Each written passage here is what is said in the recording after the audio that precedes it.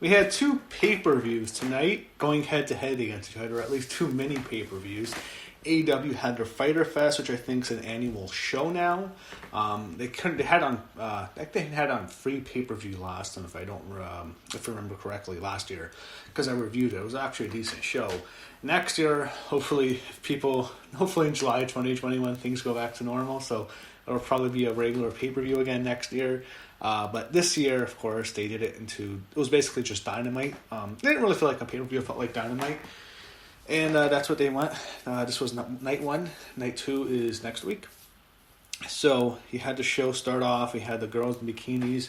And have those 2 hot chicks from last year. I'm pretty sure it was Fyter Fest. Was that or Fight for Fallen? I think it was Fyter Fest. He had this I have it on my thumbnail. You can check it out from last year's. Like a really hot blonde. Next to her is a really hot brunette. I always have to have one of each, right? Never have 2 blondes. You need 1 hot blonde, 1 hot brunette. Anyway, that was last year. It was a good show. This year, okay. I mean, you had chicks in the bikinis there. That's alright. Match, the show. You had MJF. Actually had Jericho come out for commentary, joining the desk. MJF and Wardlow entered for the opener. This felt so much like Dynamite. I didn't want to feel like Dynamite. I like Dynamite, but I wanted it to feel like a pay-per-view. Right when they have MJF, like, alright, Dynamite. Jungle Boy and Luchasaurus get the win over MJF and Wardlow. This was a really good opener. It was very entertaining. Went back and forth. It got really exciting. What happened was the finish shot, MJF accidentally hit Wardlow with his Dynamite diamond ring. Wardlow avoided one accidentally punch with the ring, but MJF had his arm kicked into Wardlow's face, and Luchasaurus hit a series of kicks and pinned Wardlow with the standing moonsault, so I guess they can split them up maybe, MJF and Wardlow. MJF, man, remember he beat Cody on pay-per-view a couple months ago? He's like a jobber, not a jobber, like just mid-carder. He's not going to be a top guy. It feels like they made him miss the boat with MJF. They had Lance Archer and Joey Janela have a pull-apart fight in the bra, and the crowd, who cares, really? I don't want to care about Lance Archer and Joey Janela. They have Hikaru Shida and Penelope Ford hyped up next. They have a good video package played. Both came off as stars. You had Penelope Ford come out with Kip Sabian. Penelope looking great. I love her wrestling attire. You can see her butt cheeks perfectly. She's awesome. Penelope's great to look at. Then you have Hikaru Shida, her opponent. Hikaru is very good. Penelope is not very good in the ring. Alright, she's okay. She is decent. She had probably the best match of her career, and she worked hard. She seems slow. There was times I'm watching, she needs to be a bit faster, a bit more athletic. She's really flexible at hers, but this was easily her best match of her career. It was good. It was a good match. It was entertaining. It was fun to watch. There was a couple moments where I was like, oh shit, they're going to put on Penelope Ford. And if she gets to become a good wrestler, she'll become one of the biggest stars in the business because she's so attractive. They did well. I enjoyed it. They threw Kip Sabian out. And then what happens later in the match, how it ends is Penelope Ford's on the outside. Kip Sabian comes in with the kendo stick ready to attack Shida. Shida grabs it, beats him up with the kendo stick. Then Penelope Ford comes in. She hits her stunner finisher. And that was a close finish. And then, however, Hikaru Shida kicks out.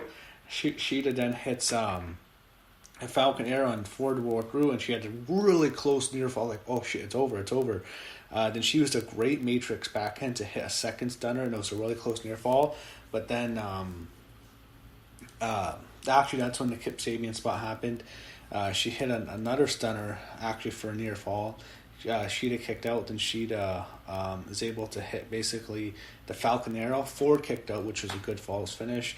Then she hits 2 running knee strikes, and she pins her greatly, like just puts her leg right above her. She's super flexible, and Shida gets the win, and that's it for Penelope Ford. Shida retains. They had Cody against Jake Hager. He had Catalina Hager, Jake Hager's wife, and Cody's with Arn Anderson.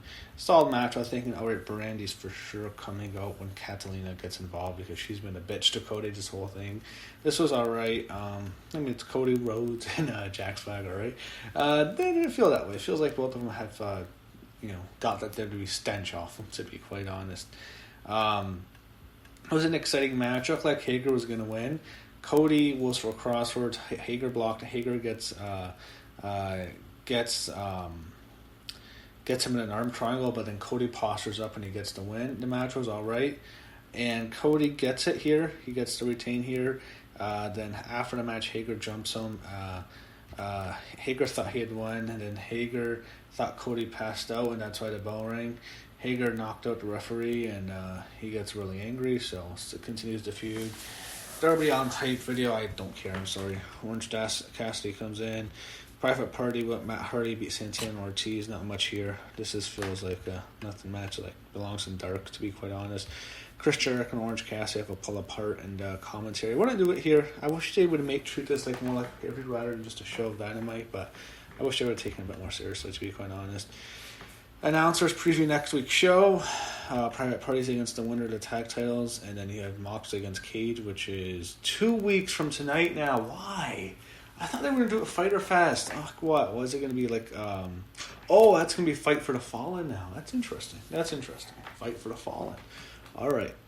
Okay. That's how they're going to do it. I guess they can still do their fundraiser for gun victims or whatever. Taz and Cage enter for a promo. I don't care much about this feud, to be honest. Best Friends are there for the main event, and you have the tag titles. Kenny Omega and Hangman Page against the Best Friends for AEW Tag Team titles. Very good main event here. It was an entertaining match. Kind of knew for sure the champs were retaining. I thought there was like 0% chance Best Friends would get the upset. Unless they want to split them out, which I don't think they're going to do right here. Match was good. They get the very good main event win. And then after the match, FTR comes out to the ring with beers, offered them to Page and Omega. They both accept them. Page drink hears. Omega doesn't. He poured his out. Wheeler and Hubbard are upset. He poured beer in front of them, and then they separate them when the Young Bucks come there. And it was a weird finish, but the whole thing is Kenny doesn't drink. So that was it. That was Fyter Fest. It was basically just Dynamite with the Fyter Fest name. I thought the show was okay. That was an okay show. Not a great show. I enjoyed last year's show better. Obviously, that was a real show, a real pay-per-view. But I wish they would have taken it a bit more seriously and treated it more like a pay-per-view rather than just an episode of Dynamite.